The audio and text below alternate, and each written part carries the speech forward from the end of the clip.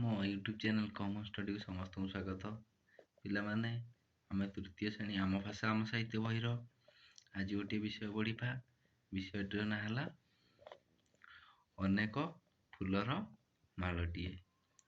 ଅନେକ ଫୁଲର ମାଳଟିଏ ଯେଉଁ ବିଷୟଟି ଅଛି, ଆମେ ତାକୁ ଆଜି ପଢ଼ିବା।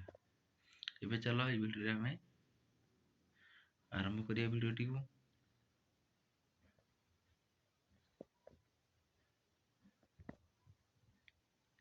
ଥରେ ବାପାଙ୍କ ସଙ୍ଗେ ରମେଶ ଦିଲ୍ଲୀ ବାହାରିଥାଏ। ସାନ ଭଉଣୀ ମିଲି ଓ ମା ମଧ୍ୟ ତାଙ୍କ ସଙ୍ଗେ ଯାଉଥାନ୍ତି। ସେମାନେ ପୁରୀରୁ ଉତ୍କଳ ଏକ୍ସପ୍ରେସ୍ ଗାଡ଼ିରେ ଚଢ଼ିଲେ। ରମେଶ ପଚାରିଲା, ବାପା, ଆମେ କେତେବେଳେ ଦିଲ୍ଲୀରେ ପହଞ୍ଚିବା? କ'ଣ ହେଇଛି ନା, ଦିନେ କ'ଣ କରିଛି ରମେଶ ତା ବାପାଙ୍କ ସହିତ ଦିଲ୍ଲୀ ବାହାରିଛି ଏବଂ ତାଙ୍କ ସାଙ୍ଗରେ କିଏ ଅଛନ୍ତି? ସାନ ଭଉଣୀ ମିଲି ଆଉ ମା ମଧ୍ୟ ତାଙ୍କ ସଙ୍ଗେ ଯାଉଥାନ୍ତି। ସେମାନେ କ'ଣ କଲେ? ପୁରୀରୁ ଉତ୍କଳ ଏକ୍ସପ୍ରେସ୍ ଗାଡ଼ିରେ ଚଢ଼ିଲେ। ତାପରେ ରମେଶ ତା ବାପାଙ୍କୁ ପଚାରୁଛି, ବାପା, ଆମେ କେତେବେଳେ ଦିଲ୍ଲୀରେ ପହଞ୍ଚିବା? ବାପା କହିଲେ, ଆମେ ପରଦିନ ରାତିରେ ପହଞ୍ଚିବା। ଆମକୁ ପ୍ରାୟ 2 ଦିନ ରେଳଗାଡ଼ିରେ ବସିବାକୁ ପଡ଼ିବ।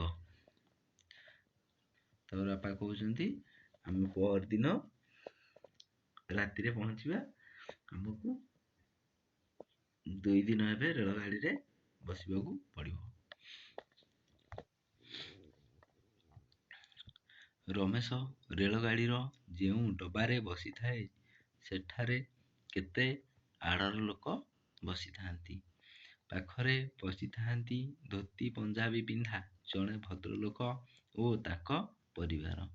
ସେମାନଙ୍କ କଥା ରମେଶ ଓ ମିଲି ଭଲ ଭାବରେ ବୁଝିପାରୁ ନଥାନ୍ତି। କ'ଣ ହେଇଛି ନା, ରମେଶ ରେଳଗାଡ଼ିରେ ଯେଉଁ ଡବାରେ ବସିଥାଏ, ସେଠାରେ କେତେ ଆଡ଼ର ଲୋକ ବସିଥାନ୍ତି ବା କେତେ ଆଡ଼ୁ ଆସିଥିବାର ଲୋକ ସେ ତା ପାଖରେ ବସିଥାନ୍ତି। ପାଖରେ ଧୋତି ପଞ୍ଜାବୀ ପିନ୍ଧା ଜଣେ ଭଦ୍ରଲୋକ ଓ ତାଙ୍କ ପରିବାର ବସିଥାନ୍ତି। ତା ପାଖରେ ଆଉ କିଏ ବସିଛି? ତା ପାଖକୁ ଲାଗି ଜଣେ କିଏ ବସିଥିଲେ ନା, ଧୋତି ପଞ୍ଜାବୀ ପିନ୍ଧିଥାନ୍ତି ଜଣେ ଭଦ୍ରଲୋକ ଓ ତାଙ୍କ ପରିବାର ତାଙ୍କ ପାଖରେ ବସିଥିଲେ। ସେମାନଙ୍କ କଥା ରମେଶ ଆଉ ମିଲି, ସେ ଯେଉଁ ଭାଇ ଭଉଣୀ ଦିହାଁକେ, ତାଙ୍କ କଥା ବୁଝିପାରୁ ନଥାନ୍ତି। ରମେଶ ପଚାରିଲା, ବାପା, ଏମାନେ କେଉଁ ଭାଷାରେ କଥାବାର୍ତ୍ତା ହେଉଛନ୍ତି? ତାପରେ ରମେଶ ବୁଝି ନ ପାଇଲା ଯେତେବେଳେ ତା ବାପାଙ୍କୁ ପଚାରୁଛି, ବାପା, ଇଏ କେଉଁ ଭାଷାରେ କଥାବାର୍ତ୍ତା ହେଉଛନ୍ତି? ବାପା କହିଲେ, ସେମାନେ ବଙ୍ଗଳା ଭାଷାରେ କଥାବାର୍ତ୍ତା ହେଉଛନ୍ତି। ତୁ ଜାଣିଥିବୁ, ପଶ୍ଚିମବଙ୍ଗ ହେଉଛି ଆମ ଓଡ଼ିଶାର ଏକ ପଡ଼ୋଶୀ ରାଜ୍ୟ। ତାପରେ ବାପା କହୁଛନ୍ତି, ଏମାନେ ବଙ୍ଗଳା ଭାଷାରେ କଥା ହେଉଛନ୍ତି। ଆଉ ତୁ ନିଶ୍ଚୟ ଜାଣିଥିବୁ, ପଶ୍ଚିମବଙ୍ଗ ହେଉଛି ଆମ ଓଡ଼ିଶାର ଏକ ପଡ଼ୋଶୀ ରାଜ୍ୟ ବା ପାଖାପାଖି ରାଜ୍ୟ। ଏମାନେ ସେହି ରାଜ୍ୟର ଅଧିବାସୀ। ଏମାନେ ହେଉଛନ୍ତି ସେହି ରାଜ୍ୟର ରହୁଥିବା ବସବାସ କରୁଥିବା ଲୋକ। ଆମ ଓଡ଼ିଶାର ଲୋକମାନଙ୍କ ସହିତ ଏମାନଙ୍କର ଚାଲିଚଳନ, ଖାଦ୍ୟପେୟ ଓ ପୋଷାକ ପରିଚ୍ଛଦର ଅନେକ ମେଳ ରହିଛି। ଆମ ଓଡ଼ିଆ ଲୋକମାନଙ୍କ ସହିତ ଏମାନଙ୍କର କ'ଣ ହୁଏ ନା, ଚାଲିଚଳନ, ଆମେ ଯେଉଁ ଖାଦ୍ୟପେୟ ଆଉ ଯେଉଁ ଡ୍ରେସ୍ ପଟା ପୋଷାକ ପରିଚ୍ଛଦ ସବୁ ପିନ୍ଧୁଛନ୍ତି, ଏମାନଙ୍କର ଆମ ସହିତ ବହୁତ ମେଳ ରହିଛି ବା ମିଶିଯାଏ। ଏମାନେ ଯେଉଁ ପୋଷାକ ପରିଚ୍ଛଦ ଆମର ବି ସେଇଭଳି ପୋଷାକ ପରିଚ୍ଛଦ ଭଳିଆ ମିଶିଯାଏ। ଗାଡ଼ି ଚାଲିଥାଏ। ସକାଳେ ନିଦରୁ ଉଠି ରମେଶ ଓ ମିଲି ଦେଖିଲେ ଗାଡ଼ି ଭିତରେ ବହୁତ ନୂଆ ନୂଆ ଲୋକ। ଗାଡ଼ି ତ ସେମିତି ଧୀରେ ଧୀରେ ଚାଲିଥାଏ। ସକାଳେ ଉଠିକି ମିଲି ଆଉ ରମେଶ ଯେତେବେଳେ ଦେଖୁଛନ୍ତି, ଗାଡ଼ି ଭିତରେ ବହୁତ ନୂଆ ନୂଆ ଲୋକ। ସେମାନେ ହିନ୍ଦୀରେ କଥାବାର୍ତ୍ତା ହେଉଥାନ୍ତି। ସେମାନଙ୍କ ଭାଷା ବୁଝି ହେଉ ନଥାଏ। ସେମାନେ ହିନ୍ଦୀ ଭାଷାରେ ସବୁ କଥା ହେଉଥାନ୍ତି। ସେମାନଙ୍କ କଥା କିଛି ମାନେ ବୁଝିପାରୁ ନଥାନ୍ତି। ଅଧିକାଂଶ ଧୋତି ଓ କୁର୍ତ୍ତା ପିନ୍ଧିଥାନ୍ତି। ଅଧିକାଂଶ ଲୋକ କ'ଣ କରିଥାନ୍ତି? ଧୋତି ଓ କୁର୍ତ୍ତା ଯେଉଁ ପଞ୍ଜାବୀ ସବୁ ପିନ୍ଧିଥାନ୍ତି। ମୁଣ୍ଡରେ ଗାନ୍ଧୀ ଟୋପି ମଧ୍ୟ ପିନ୍ଧିଥାନ୍ତି। ମୁଣ୍ଡରେ ଗୋଟେ ଗୋଟେ ଟୋପି ସେମାନେ ସବୁ ପିନ୍ଧିଥାନ୍ତି, ଗୋଲ ଟୋପି। ଝରକା ବାଟେ ବାହାରକୁ ଚାହିଁଲା ବେଳକୁ ଗଛ ଗୁଡ଼ାକ ଶୁଖିଲା ଶୁଖିଲା ଦିଶୁଥାଏ। ଭୂଇଁ ଟାଙ୍ଗରା ଜଣା ପଡ଼ୁଥାଏ। ବେଳେ ବେଳେ ଆଖିରେ ପଡ଼ୁଥାଏ ନୁଆଣିଆ ଖପର ଛାଉଣି ଘର। ଝରକା ବାଟେ ସେ ବାହାରକୁ ଦେଖିଲା ବେଳକୁ କ'ଣ ଦେଖୁଥାଏ? ସବୁ ଗଛ ଗୁଡ଼ାକ ଶୁଖି ଯାଇଛି। ଭୂଇଁ ଟାଙ୍ଗରା ଜଣା ପଡ଼ୁଥାଏ, ମାନେ ଭୂଇଁ ପୁରା ଶୁଖିଲା ଫାଟି ଯାଇଛି। ବେଳେ ବେଳେ ଆଖିରେ ପଡ଼ୁଥାଏ କ'ଣ ନା ଗୋଟେ ଗୋଟେ ତାଙ୍କର ମଝିରେ ମଝିରେ ଆଖିରେ କ'ଣ ପଡ଼ୁଥାଏ? ନୁଆଣିଆ ଖପର ଛାଉଣି ଘର। ଛୋଟ ଛୋଟ ସବୁ ଖପର ଛାଉଣି ଘର। ଖପର ଗୋଟେ ହେଉଛି ଆମର ଟାଇଲ ଭଳି ଗୋଟେ ଜିନିଷ, ସେ ମାଟିରେ ତିଆରି ହେଇଥାଏ। ତାହା ଦ୍ୱାରା ଯେଉଁ ଛାଉଣି ହେଇକି ଯେଉଁ ଘର ତିଆରି ହେଇଥାଏ ତାକୁ ସବୁ ସେମାନେ ଗୋଟେ ଗୋଟେ ତାଙ୍କ ଆଖି ସାମ୍ନାରେ ପଡ଼ୁଥାଏ। ସେ ଘର ସବୁ ସେମାନେ ଗୋଟେ ଗୋଟେ ଦେଖିବାକୁ ପାଉଥାନ୍ତି। କିଏ କିଏ? ନା ରମେଶ ଆଉ ମିଲି। ରମେଶ ପଚାରିଲା, ବାପା, ଆମ ଗାଡ଼ି ଏବେ କେଉଁ ରାଜ୍ୟ ଦେଇ ଯାଉଛି? ରମେଶ ତାପରେ ପଚାରୁଛି, ଯେତେବେଳେ ଏମିତି ଜାଗା ସବୁ ଦେଖୁଛି ତା ବାପାଙ୍କୁ ସେ ପଚାରୁଛି, ବାପା, ଆଉ ଏବେ ଗାଡ଼ି ଆମର କେଉଁ ରାଜ୍ୟ ଦେଇକି ଯାଉଛି? ବାପା କହିଲେ, ଆମେ ବର୍ତ୍ତମାନ ଝାଡ଼ଖଣ୍ଡ ରାଜ୍ୟ ଭିତର ଦେଇ ଯାଉଛୁ। ତାପରେ ତା ବାପା ତାଙ୍କୁ କହୁଛନ୍ତି, ଆମେ ଝାଡ଼ଖଣ୍ଡ ରାଜ୍ୟ ଭିତର ଦେଇକି ଯାଉଛନ୍ତି।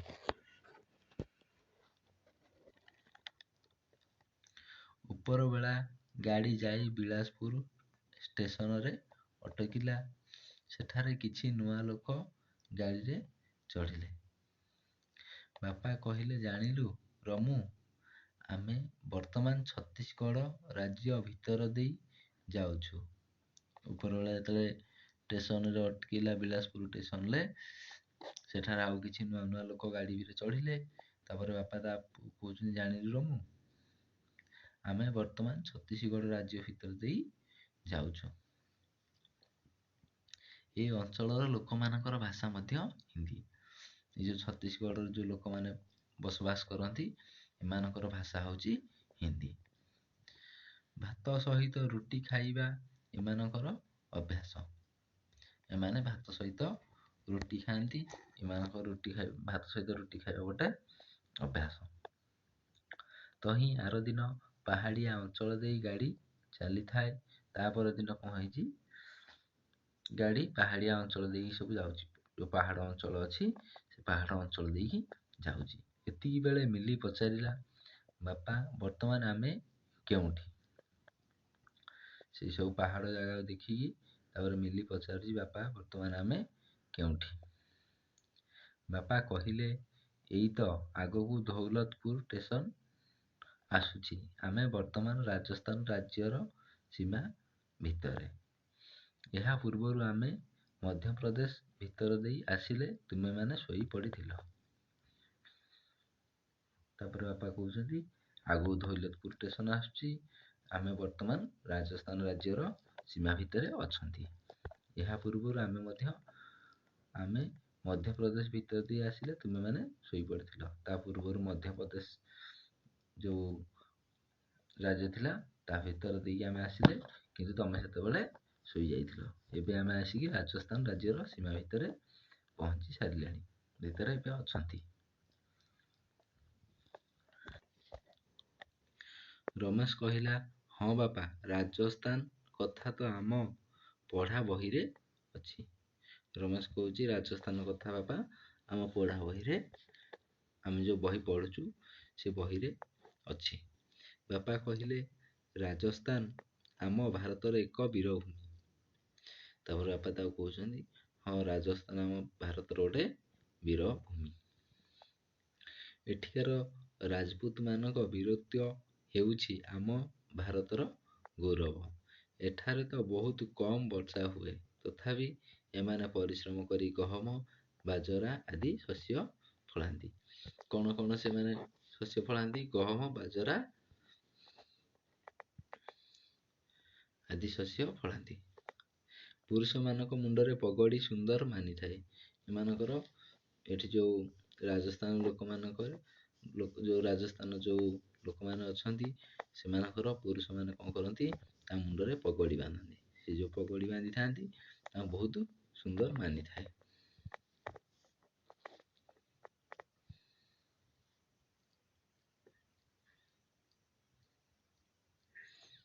ଏଠାକାର ଝିଅମାନଙ୍କର ନୂଆ ପ୍ରକାରର ପୋଷାକ ଦେଖି ମିଲି ବହୁତ ଖୁସି ହୋଇଗଲା। କିଛି ସମୟ ପରେ ଦୂରରୁ ତାଜମହଲ ଦେଖାଗଲା। ରମେଶ ଆନନ୍ଦରେ ଅଧୀର ହୋଇ ପଡ଼ୁଥାଏ। ବାପା କହିଲେ, ଏଇ ଦେଖ, ଦୂରରୁ ତାଜମହଲ ଦେଖାଯାଉଛି। କ'ଣ ହେଇଛି ନା ଏଠାକାର ଯେଉଁ ଝିଅମାନେ ସବୁ ନୂଆ ନୂଆ ପୋଷାକ ସବୁ ପିନ୍ଧିଥାନ୍ତି, ନୂଆ ନୂଆ ପ୍ରକାରର ଯେଉଁ ପୋଷାକ ସବୁ ପିନ୍ଧିଥାନ୍ତି, ମିଲି ଦେଖିକି ତା ମନ ପୁରା ବହୁତ ଖୁସି ହେଇଗଲା। କିଛି ସମୟ ପରେ ଦୂରରୁ ତାଜମହଲ ଦେଖାଗଲା। ତ କିଛି ସମୟ ପରେ ଦୂରରୁ କ'ଣ ହେଇଛି ନା ତାଜମହଲ ଯେଉଁ ଆମର ଅଛି ସେ ଦେଖାଗଲା। ରମେଶ ଆନନ୍ଦରେ ଅଧୀର ହୋଇ ପଡ଼ୁଥାଏ। ଆନନ୍ଦରେ ତାର ଆଉ ମାନେ ସୀମା ରହୁନଥାଏ, ବହୁତ ଖୁସି ହେଇଯାଇଥାଏ।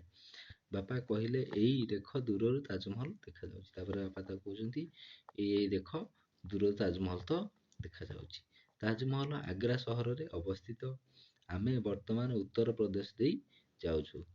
ତାହେଲେ ଆମେ ଉତ୍ତର ଜାଣିଲେ ଯେ କ'ଣ, ତା ବାପା ତାକୁ କହୁଛନ୍ତି ତାଜମହଲ ଆଗ୍ରା ସହରରେ ଅବସ୍ଥିତ। ତାଜମହଲ ଯେଉଁ ଆମର ଅଛି ସେ କୋଉ ସହରରେ ଅବସ୍ଥିତ ନା ଆଗ୍ରା ସହରରେ ଅବସ୍ଥିତ। କୋଉ ଜାଗାରେ? ଉତ୍ତରପ୍ରଦେଶରେ।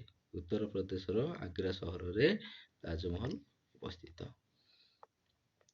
ଏଠାକାର ଲୋକମାନେ ମଧ୍ୟ ହିନ୍ଦୀ କହନ୍ତି। ଏଠି ଯେଉଁ ଉତ୍ତରପ୍ରଦେଶର ଲୋକମାନେ କ'ଣ ହୁଏ, ଏଠି ସେମାନେ ବି ହିନ୍ଦୀ କହନ୍ତି। ଉତ୍ତରପ୍ରଦେଶର ଲୋକ ରୁଟି ଏମାନଙ୍କର ପ୍ରଧାନ ଖାଦ୍ୟ। ଉତ୍ତରପ୍ରଦେଶର ଲୋକମାନଙ୍କର ପ୍ରଧାନ ଖାଦ୍ୟ କ'ଣ? ରୁଟି।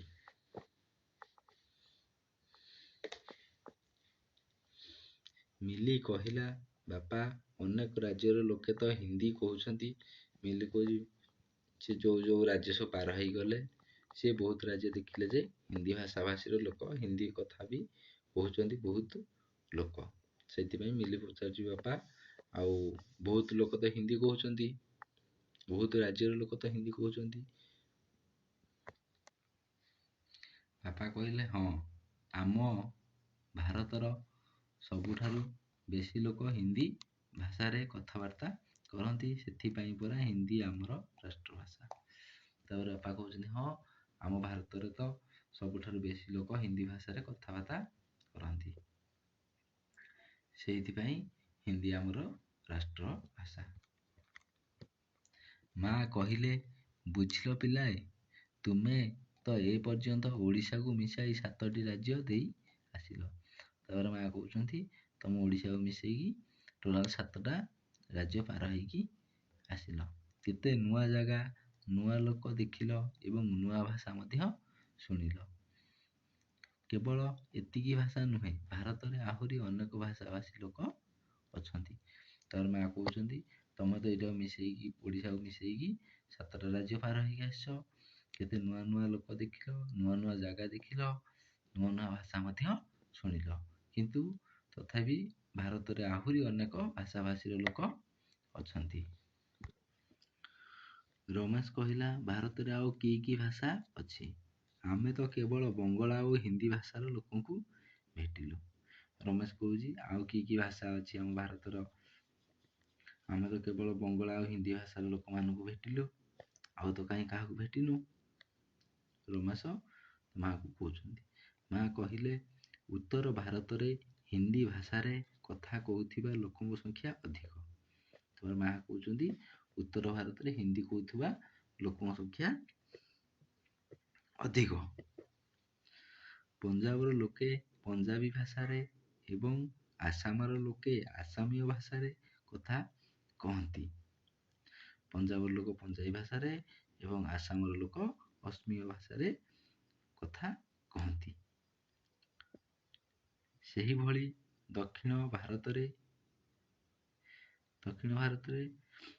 ଆନ୍ଧ୍ରପ୍ରଦେଶର ଲୋକେ ତେଲୁଗୁରେ, ତାମିଲନାଡୁର ଲୋକେ ତାମିଲରେ, କର୍ଣ୍ଣାଟକର ଲୋକେ କନ୍ନଡ଼ରେ, କେରଳର ଲୋକେ ମାଲାୟାଲମରେ କଥାବାର୍ତ୍ତା କରୁଥିବା ବେଳେ ଗୁଜରାଟର ଲୋକେ ଗୁଜରାଟୀ ଏବଂ ମହାରାଷ୍ଟ୍ରର ଲୋକେ ମରାଠୀ ଭାଷାରେ କଥା କହନ୍ତି।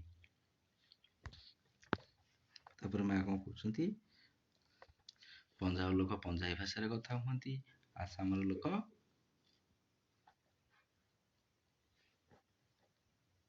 ଅସ୍ମିୟ ଭାଷାରେ କଥାବାର୍ତ୍ତା କୁହନ୍ତି। ସେହିଭଳି ଦକ୍ଷିଣ ଭାରତରେ ଯେଉଁ ଲୋକମାନେ ସବୁ ରହୁଛନ୍ତି, ବସବାସ କରୁଛନ୍ତି, ଯେଉଁ ରାଜ୍ୟ ଗୁଡ଼ିକ ରହିଲା କ'ଣ ନା ଆନ୍ଧ୍ରପ୍ରଦେଶର ଲୋକେ ତେଲୁଗୁରେ, ତାମିଲନାଡ଼ୁର ଲୋକେ ତାମିଲରେ, କର୍ଣ୍ଣାଟକ ଲୋକ କନ୍ନଡ଼ରେ, କେରଳର ଲୋକ ମାଲାୟାଲମରେ କଥାବାର୍ତ୍ତା କରନ୍ତି ଏବଂ ଗୁଜୁରାଟର ଲୋକେ ଗୁଜୁରାଟୀ ଏବଂ ମହାରାଷ୍ଟ୍ର ଲୋକେ ମରାଠୀ ଭାଷାରେ କଥା କୁହନ୍ତି। ଏହା ବାହାରେ ଭାରତରେ ଆହୁରି ଅନେକ ଭାଷା ପ୍ରଚଳିତ ଅଛି। ଏତିକି ଭାଷା ଆମେ ଜାଣିଲା ପରେ ଆହୁରି ମଧ୍ୟ ଭାରତରେ ଅନେକ ଭାଷା ପ୍ରଚଳିତ ଅଛି।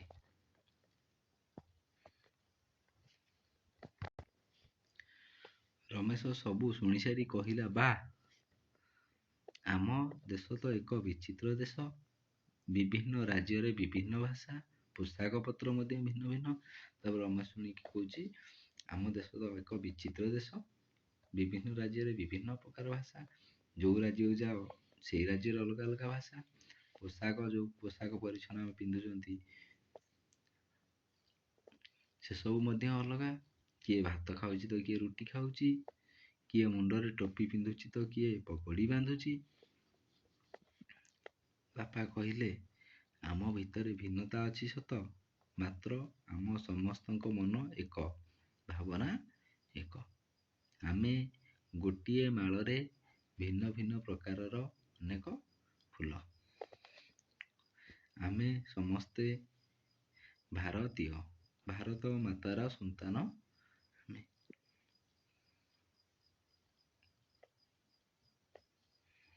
ସେଥିପାଇଁ ପରା ବହୁ ଦିନ ତଳେ ଜଣେ କବି ହିନ୍ଦୀ ଭାଷାରେ ଗୋଟିଏ କବିତା ଲେଖିଥିଲେ, ଯାହାର ପ୍ରଥମ ଧାଡ଼ିଟି ହେଉଛି, ସାରେ ଜହାଁ ସେ ଆଚ୍ଛା ହିନ୍ଦୁସ୍ତା ହମାରା। ଏହାର ଅର୍ଥ ହେଉଛି କ'ଣ ନା ସାରା ଜଗତରେ ଆମ ଭାରତ ହେଉଛି ସବୁଠାରୁ ଭଲ। ପିଲାମାନେ, ଆମେ ଯେଉଁ ଅନେକ ଫୁଲର ମାଳଟି ବିଷୟଟି ପଢ଼ୁଥିଲେ ତାହା ଏବେ ଆମର ସରିଯାଇଛି। ତାପରେ ଆମେ ଗୋଟେ ଦୁଇଟା ପ୍ରଶ୍ନର ଉତ୍ତର ମଧ୍ୟ ଆଲୋଚନା କରିବା। ଏବେ ଚାଲ ପ୍ରଶ୍ନ ଗୁଡ଼ିକ କ'ଣ ଅଛି ଦେଖିବା। 1 ନମ୍ବର ଦେଖିବା। 1 ନମ୍ବର ପିଲାମାନେ ପ୍ରଶ୍ନଟି କ'ଣ ଦେଇଛି, ଆସ କଥା ହେବା। କରେ କ'ଣ ଅଛି ପ୍ରଶ୍ନ, ଭାରତର ରାଜଧାନୀର ନାମ କ'ଣ? ଭାରତର ରାଜଧାନୀର ନାମ ଦିଲ୍ଲୀ। ଖରେ ତୁମେ ଦିଲ୍ଲୀ ଦେଖିଛ କି? ତୁମେ ପିଲାମାନେ ଦିଲ୍ଲୀ ଦେଖିଛ କି? ପ୍ରଶ୍ନରେ ଅଛି। ହଁ, ଆମେ ଦେଖିଛୁ। ଗରେ ରମେଶ ବାପାଙ୍କ ସାଙ୍ଗରେ କେଉଁଠାକୁ ଯାଇଥିଲା? ରମେଶ ବାପାଙ୍କ ସାଙ୍ଗରେ ଦିଲ୍ଲୀ ଯାଇଥିଲା। ଘରେ କ'ଣ ଦେଇଛି, କେଉଁ କେଉଁ ରାଜ୍ୟର ଲୋକମାନେ ହିନ୍ଦୀ କହନ୍ତି? କେଉଁ କେଉଁ ରାଜ୍ୟର ଲୋକମାନେ ପିଲାମାନେ ହିନ୍ଦୀ କୁହନ୍ତି? ଝାଡ଼ଖଣ୍ଡ, ଛତିଶଗଡ଼,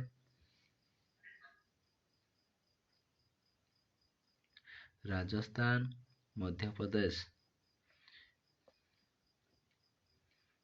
ଏହିସବୁ ରାଜ୍ୟ ଗୁଡ଼ିକରେ ଲୋକମାନେ ହିନ୍ଦୀ କହନ୍ତି।